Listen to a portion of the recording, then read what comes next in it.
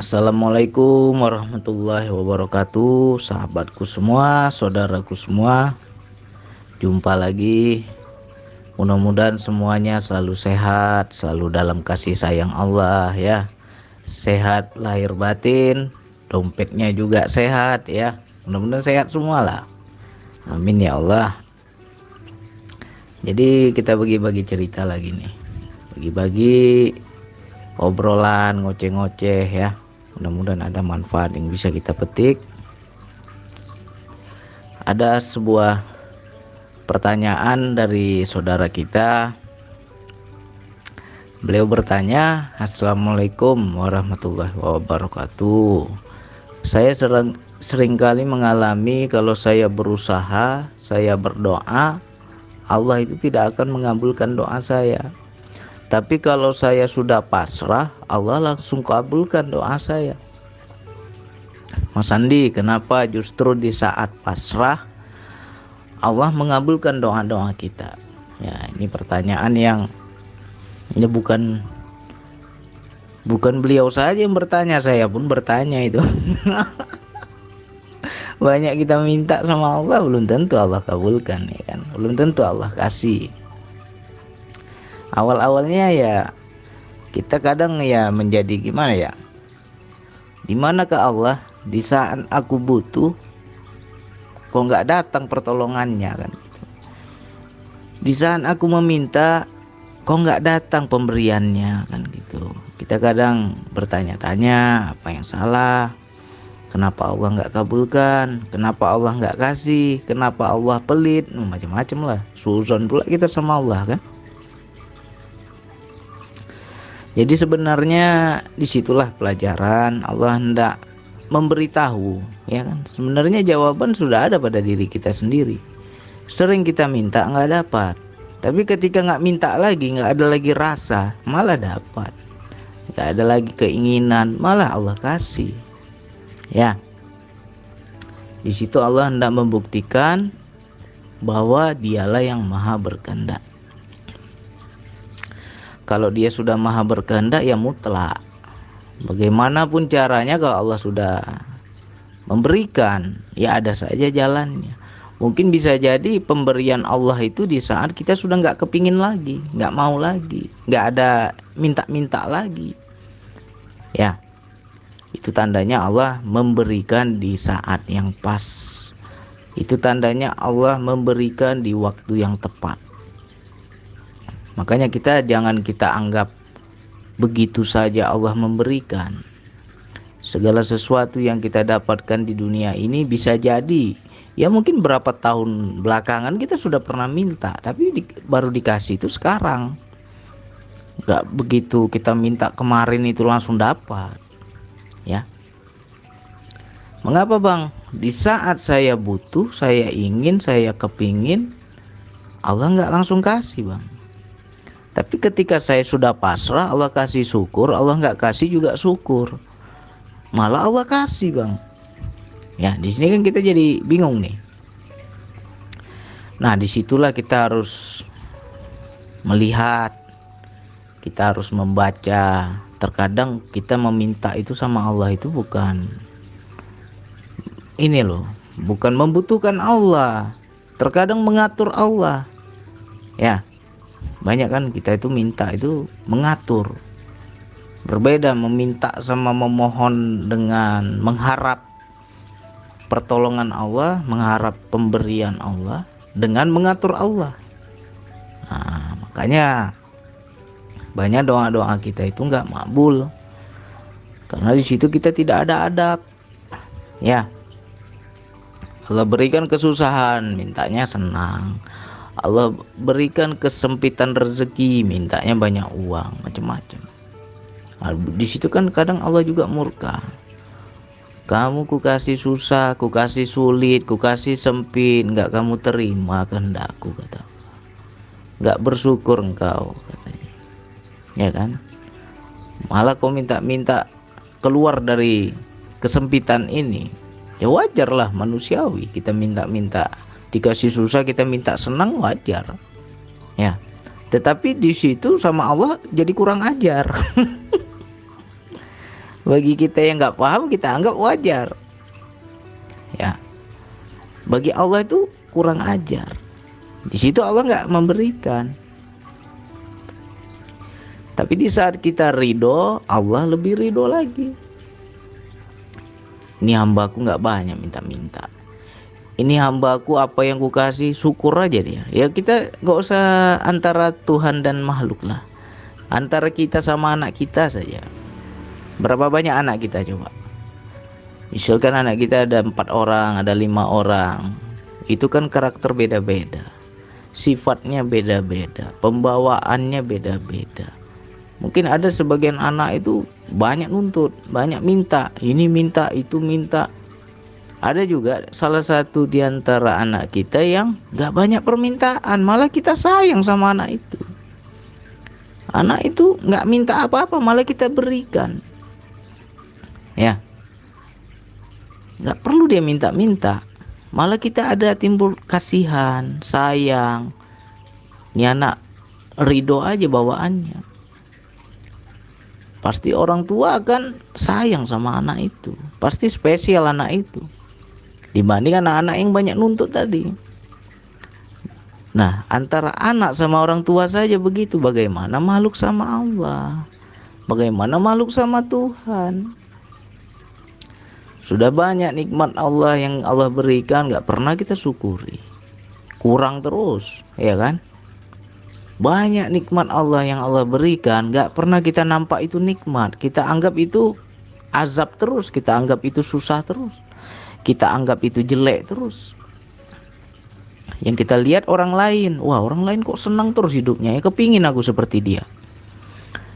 Nah, ketika timbul rasa kepingin seperti orang lain, di situ secara tidak langsung, ya, kita itu sudah kufur nikmat.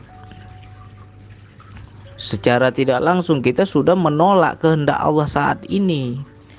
Apa kehendak Allah saat ini? Menolak kita. Ya. Apalagi takdir Allah itu ada 2. Ada takdir baik, ada takdir buruk. Dikasih takdir baik, senangnya luar biasa, girang kita. Dikasih takdir buruk, wah udah, menolak kita. Di mana letak beriman itu? Di mana letak beriman? Jadi bagaimana yang seharusnya, Bang? Ya seperti tadi, pertanyaan tadi, ketika saya pasrah, Allah malah mengabulkan. Jadi makna pasrah di sini, makna berserah di sini adalah sikap ridho kepada ketetapan Allah. Ya. Bukan nggak boleh kita meminta, boleh kita meminta, tetapi jangan sampai kurang ajar dalam meminta. Nah, ini yang sering Allah nggak kabulkan. Harus ada proposal dalam meminta. Kalau kita meminta sesuatu, cobalah kita itu lihat, kita ini sudah butuh belum? Ya, kita harus bisa melihat, membaca. Banyak orang misalnya nggak punya mobil, kepingin punya mobil, minta deh sama Allah, ya Allah dapat mobil aku kepingin juga kayak tetangga sebelah, belum jelek mobilnya udah ganti lagi mobil baru. Panas hati kita kan, kepingin juga kita. Akhirnya kita paksain segala macam cara, kita paksain kredit lah. Begitu dikasihkan Allah mobil, Allah izinkan, tapi bukan Allah restui, ya. Jadi jangan segala sesuatu yang kita lakukan itu Allah kehendaki, berbeda. Dikehendaki dengan diizinkan itu berbeda. Allah izinkan apa yang engkau mau, lakukanlah, aku kabulkan. Tapi jangan harap itu aku restui. Nyatanya apa? Ketika sudah punya mobil, sakit kepala bayar cicilan. Hah? Itu azab itu sebenarnya, ya. Karena kita meminta dengan nafsu. Allah memberikan, Allah mengabulkan, tetapi tidak ada rahmat di situ. Dapat mobil kita bayar cicilan, sakit kepala, ya kan? Apalagi sebentar-sebentar rusak pula mobilnya, ke bengkel sudah berapa duit lagi keluar, ya. udah cicilan belum habis, mobilnya rusak-rusak, tiap hari ke bengkel terus. Nah, apa enggak itu azab, itu hukuman itu. Di dunia saja sudah dihukum kita, apalagi di akhirat. Ya. Karena apa? Mengatur Allah. Berbeda meminta sama mengatur. Ketika kita mengatur Allah, Allah murka. Allah memberikan dengan cara yang tidak Allah restui, tidak Allah ridhoi. Tetap diberikannya, tapi bukannya kita bahagia, makin sengsara hidup kita. Ya. Jadi berhati-hatilah dalam permintaan. Sebelum meminta tuh tanya dulu. Kalau apa? Istilahnya pepatah orang dahulu, tepuk dada tanya selera. Ya. Maknanya ya lihat dulu kemampuan kita, apakah kita sudah layak, apakah kita mampu. Kalau nggak mampu jangan dipaksa, jangan kita turuti kali nafsu kita. Ya, seperti lagunya Iwan Fals, keinginan adalah sumber penderitaan. Ya semua tergantung keinginan. Orang yang hidupnya enak, orang yang hidupnya enjoy, orang yang hidupnya susah, kembali kepada keinginannya. Kalau orang nggak banyak keinginan, ya enjoy aja hidupnya. Tapi kalau kita banyak kali keinginan, ingin ini, ingin itu, minta ini, minta itu, sengsara hidup kita, menderita hidup kita. Ya, kembali lagi kepada keinginan. Yang ngerinya kita itu Allah memberikan, Allah mengabulkan, tetapi kita nggak bahagia. Itu yang paling ngeri. Masih beruntunglah aku minta ya Allah, tapi engkau nggak kasih ya Allah. Karena apa? Allah maha tahu, kalau aku kasih kau celaka nanti, kalau aku kasih kau menderita nanti, kalau aku kasih kau susah nanti. Allah maha tahu. Ayatnya kan jelas. Bisa jadi sesuatu yang engkau kehendaki, yang engkau inginkan, yang menurutmu itu baik, padahal itu buruk bagimu. Dan bisa jadi sesuatu yang buruk bagimu, yang kau anggap itu buruk, padahal itu baik bagimu. Allah itu maha tahu. Jadi nggak semuanya keinginan Allah berikan. Ya kembali lagi antara anak sama orang tua. Kita punya anak nih, anak kita masih balita, anak kita masih kecil, anak kita nggak punya pengetahuan. Setiap hari jajan aja dia. Yang manis-manis dia jajan. Asik permen coklat yang dia jajan. Kita sebagai orang tua karena punya pengetahuan, ini anak kalau dibiarin aja makin hancur giginya nanti. Kalau dibiarin aja jajan sembarangan, bisa sakit nanti karena daya tahan tubuhnya belum kuat. Akhirnya kita melarang anak, dan kita tidak memberikan kepada anak apapun yang dia inginkan. Tidak semuanya kita berikan. Ya, tidak semuanya kita berikan. Malah anak nggak minta, kita malah kasih, tapi yang kita kasih yang terbaik. Ya, karena kita maha mengetahui. Lebih tahu kita daripada anak. Kita udah dewasa, anak kita belum ada ilmu. Nah begitu pula kita sama Allah. Apalagi Allah, apa yang nggak tahu dia. Ini si Fulan kalau aku kasih makin hancur ini. Ini si Fulan kalau aku biarkan saja makin jadi dia ini. Akhirnya Allah larang, Allah nggak kasih. Ya, merengek kayak mana pun nggak dikasih juga sama Allah. Karena apa? Itu kebaikan untuk kita. Ya, wilayah yang ayat di Al-Quran tadi itu bagi yang sudah merasakan, pasti akan mengerti, pasti akan paham. Ya, jadi ayat Al-Quran itu apa? Ayat-ayat Allah itu kan ada dua, ayat yang tertulis dan ayat yang tidak tertulis. Ayat yang tertulis di Al-Quran satu, yang tidak tertulis yang mana? Yang kejadian dalam hidup. Itu yang harus kita belajar, itu yang harus kita baca. Ya, ini saya ulang-ulang nih, padahal videonya sudah ada. Sudah sering saya jelaskan di video sebelumnya. Nggak apa-apa kita ulang-ulang, ya kan? Lancarnya kaji kan karena diulang. Ada sebuah kisah nih, saudara saya ya, paman saya. Jadi beliau ini sudah agak berumur lah, sudah agak lemah, sudah agak berumur, sudah mulai letih. Tetapi karena faktor ekonomi, faktor kebutuhan memaksanya harus bekerja tiap hari, dan dia di situ mengeluh. Ya, mengeluh dia. Akhirnya setiap dia pulang kerja, dia selalu membanding-bandingkan dengan sahabat-sahabatnya yang seumuran dia, yang dahulunya sama-sama kerja, sama-sama satu perusahaan, satu PT. Rupanya ada yang jadi konsultan, ada yang jadi bos, ada yang memiliki CV sendiri. Pokoknya udah sukses-sukses lah, sudah punya rumah mewah, sudah punya mobil, dan dia belum punya mobil. Hidupnya gitu-gitu aja. Masih juga dia kerja, istilahnya serabutan, kadang ada kerja, kadang nggak ada kerja. Akhirnya mengeluh. Ya, setiap pulang kerja, apa yang dia keluhkan? Dia bilang begini, maunya saya ini sudah tua-tua seperti ini, tidak pantas lagi kerja. Seharusnya anak-anak lah yang menafkahi saya. Seharusnya anak-anak saya lah yang menghidupi saya. Itu yang menjadi keluhannya. Ya.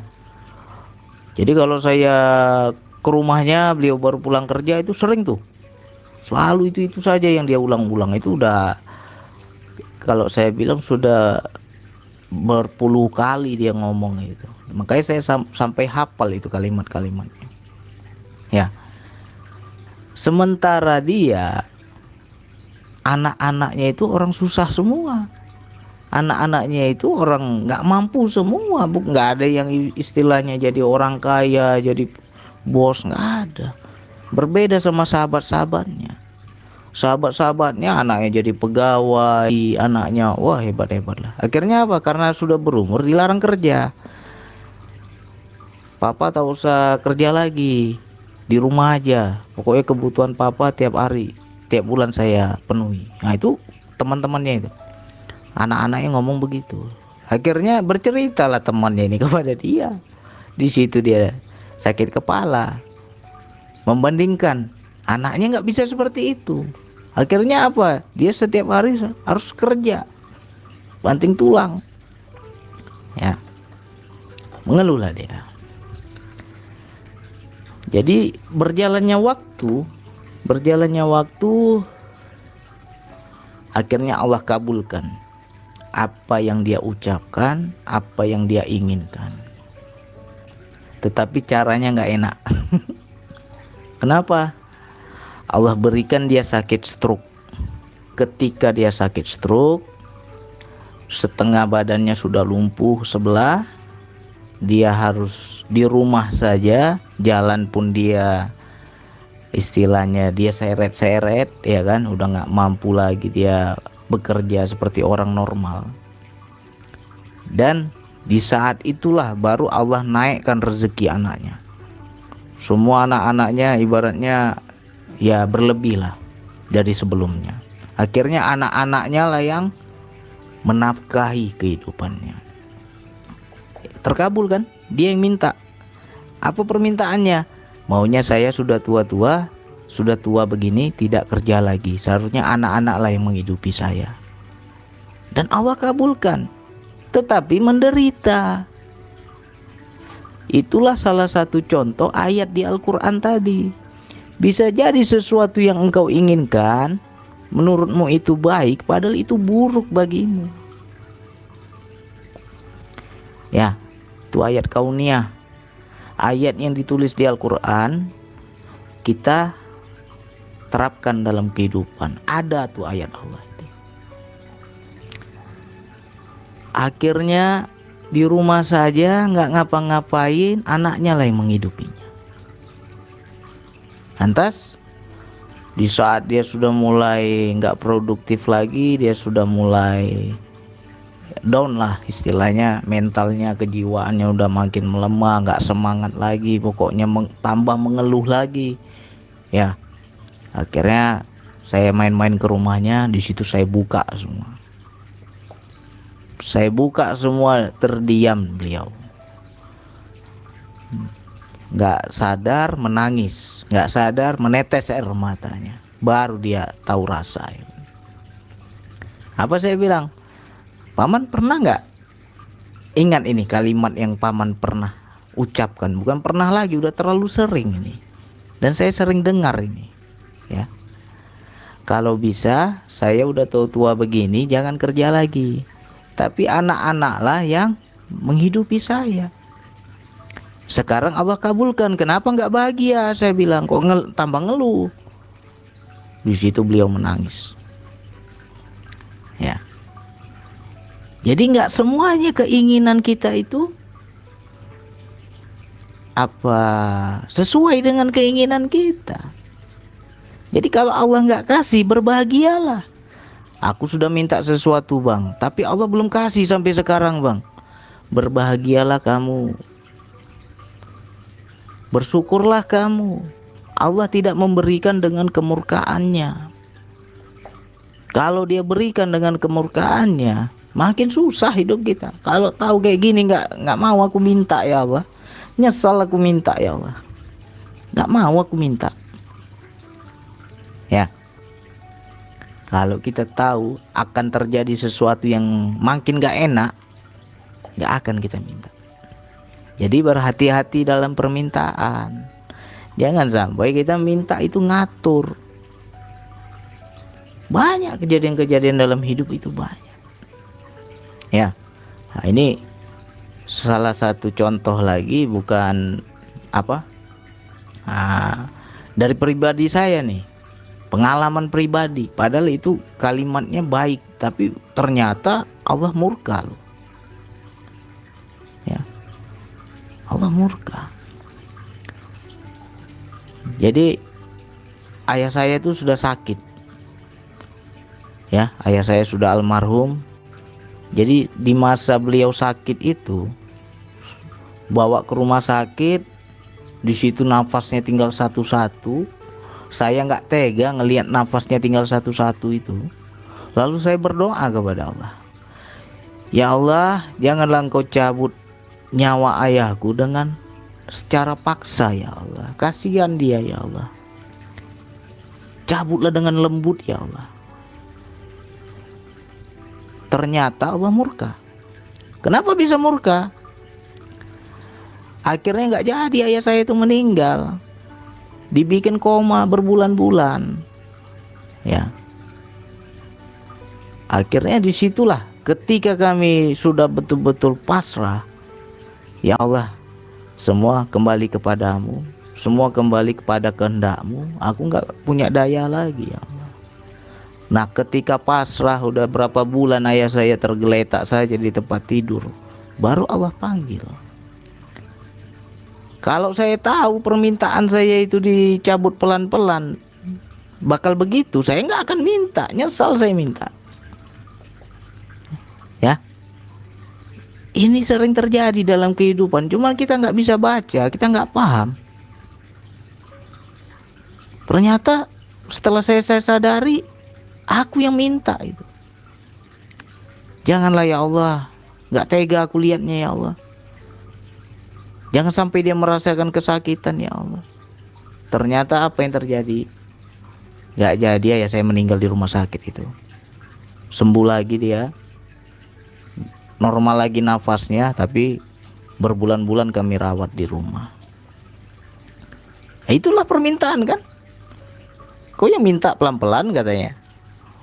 Di situ saya rasanya aduh, nyesal aku ya Allah. Nah, jadi kita hati-hati nih. Kalau kita mau kaji-kaji di kehidupan, banyak itu segala sesuatu yang kita sesali, yang kita susahkan, permintaan sendiri. Dan ketika Allah kabulkan, makin susah, bukan makin senang.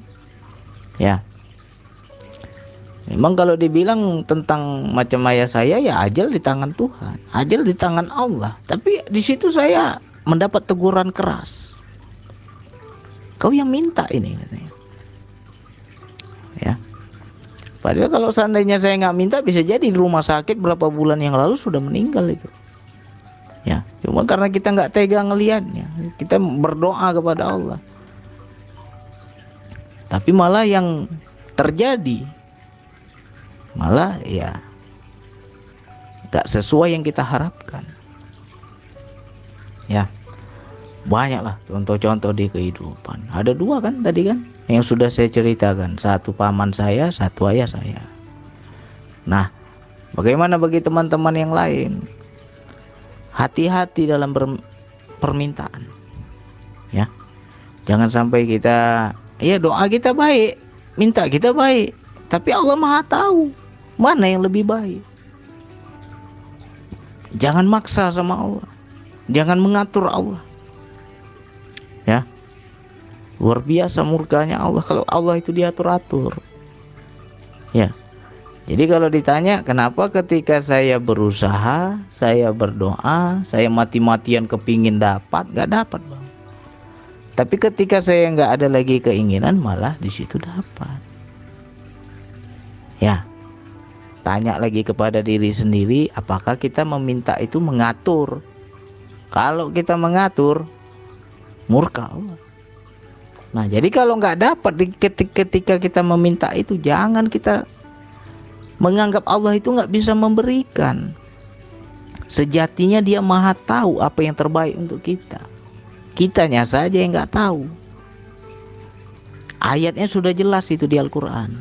Tinggal bagaimana kita bisa nggak membuktikan ayat tersebut, ya kan? Selama ini yang kita tahu hanya menghafal ayat, menghafal isi Al-Quran.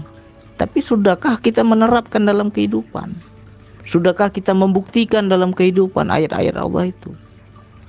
Itu yang harus kita belajar. Ya, saya dulu nggak paham ayat itu. Ketika sudah mengalami dalam kehidupan, baru paham. Ya, jadi berbeda ya. Dihafal dengan menyaksikan itu berbeda. Menyaksikan itu sudah mengalami, baru terinstal itu ayat tersebut. Nah, jadi untuk sahabatku, saudaraku, apapun permintaan kita saat ini, dan saat ini juga Allah belum kasih, Allah belum berikan, seharusnya kita beruntung, seharusnya kita bersyukur. Syukur engkau nggak kasih ya Allah. Kalau engkau kasih, bakal begini, bakal begitu, nyesal aku ya Allah. Ya, ini banyak contoh-contoh yang lain, cuma saya nggak mau cerita semua. Ya, dua tadi cukup lah itu. Nah, bagi kawan-kawanku, saudara-saudaraku, banyak-banyak bersyukur, banyak-banyak ridho kepada Allah. Ya, banyak nikmat Allah yang sudah Allah berikan belum kita syukuri. Ini banyak pula nuntut kita hidup ini. Hah? Anak kita aja banyak nuntut kita kesel, apalagi Allah. Ya, sudah capek-capek dimasain, giliran dikasih makan, anak kita malah ngoceh pula. Masa ini terus makanannya, nggak ada yang lain? Apa nggak kesel orang tua? Nah, begitu juga Allah itu. Sudah banyak nikmat yang Dia kasih, banyak pula kita minta ini minta itu. Apa nggak murka Allah? Murka Allah. Ya. Nah, ini juga terkait dengan ayat yang lain. Apabila engkau bersyukur, akan kutambahkan nikmatmu. Tapi kalau engkau kufur, sesungguhnya azabku amat pedih. Nah, itulah. Orang minta tapi maksa sama Allah, minta tapi nggak bersyukur, kufur nikmat, akhirnya apa? Azab sama Dia. Ya. Jadi azab sama kita. Makanya kalau kita udah minta nggak bahagia, berarti kau minta itu dengan nafsu. Berarti yang kau minta ini ngatur Allah. Berarti yang kau minta ini nggak bersyukur. Azablah bagi dirimu. Ya. Jadi wilayah ini kita buktikan dalam hidup. Jangan banyak permintaan, jangan banyak keinginan. Ya. Allah memberikan di waktu yang tepat. Allah memberikan di waktu istilahnya kita benar-benar butuh. baru Allah berikan. Ya, banyak contoh-contoh di kehidupan. Minta ini, minta itu, giliran bayar kredit, bayar cicilannya sakit kepala kita. Ya, itu azab itu. Ya kan? Azab. Kita yang buat penyakit sendiri, kita yang buat susah sendiri. Karena apa? Mengikuti nafsu. Ya, diulang-ulang ini. Banyak yang kena ini, ya. Peluru nyasar terbang kemana-mana ini. Ya, mudah-mudahan jadi obat lah untuk kita semua. Sengaja saya ngomong pedas, saya ngomong kasar, saya ngomong gimana-gimana ya untuk diri saya juga sebenarnya, biar dengar kuping saya. Ya, mudah-mudahan yang pahit ini dapat diambil pelajaran, manfaat untuk kita semua. Hanya itu yang bisa saya sampaikan. Wassalamualaikum warahmatullahi wabarakatuh.